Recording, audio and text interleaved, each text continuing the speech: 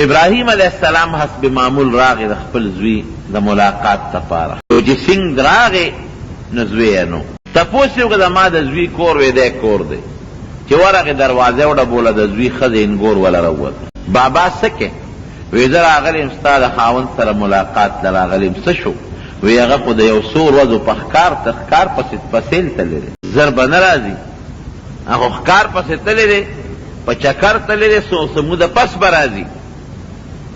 وی تیسې وی دی ښځی وی ژوندم څنګه تېرېږي وی ډېر خراب.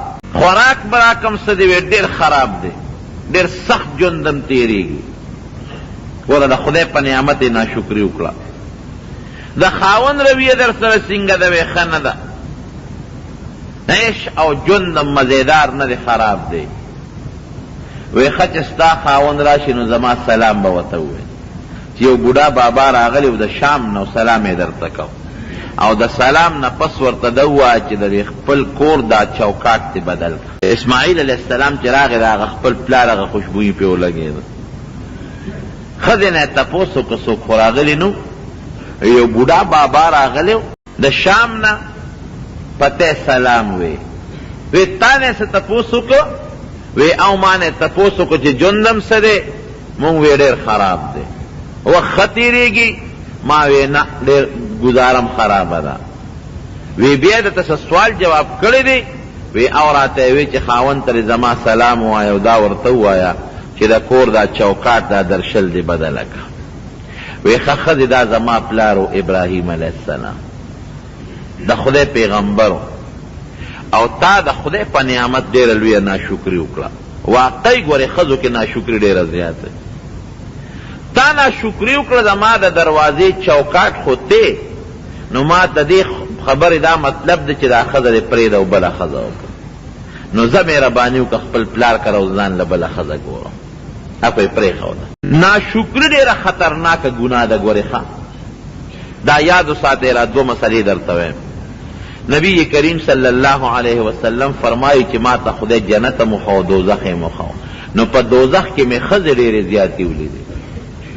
د سړو نه پکې ښځې زیاتې وې.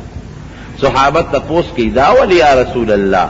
وی یکفرن دوی ناشکر دي. تپوس څه کوي نبی علیہ السلام نه صحابه؟ وی یکفرن بالله په خدای کفر کوي د الله ناشکري کوي. وی نه یکفرن العشیر د خاوند ناشکري کوي د خاوند نعمت قدر نه کوي. او د دواړو جهانو سردار مبارک فرمایي وی لو احسنت الی احداهن الدهر ثم رأت منک شیئا که یو ښځې سره ټول عمر ته ښېګړې وکړې کورم وله جوړ کړې جامې وله راوړې ډوډۍ وله راوړې حرام حلال دا خلک نه ګوري خو ښځې له راوړي پوره احسان ورسره وکړې خو ثم رأت منک شیئا دومره غلطي د خاوند نه وویني دا ښځه ورته وایي وی ما رأیت منک خیرا قطو. ای سړیه ما خو تا نه چې ته په خپل ژوند کې هم ښه ورځ نه ده موندې ښه مې دنه نه دي موندې. دا ګورې 1400 کاله مخکې نبي علیه السلام فرمایي ښځې ناشکره قوم دی.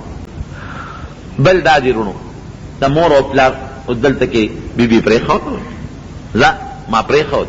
اوس نبي علیه السلام فرمایي که یو انسان ته مور یا پلار ووایي چې دا ښځه دې پرېږده څه به کوې ورسره اوس؟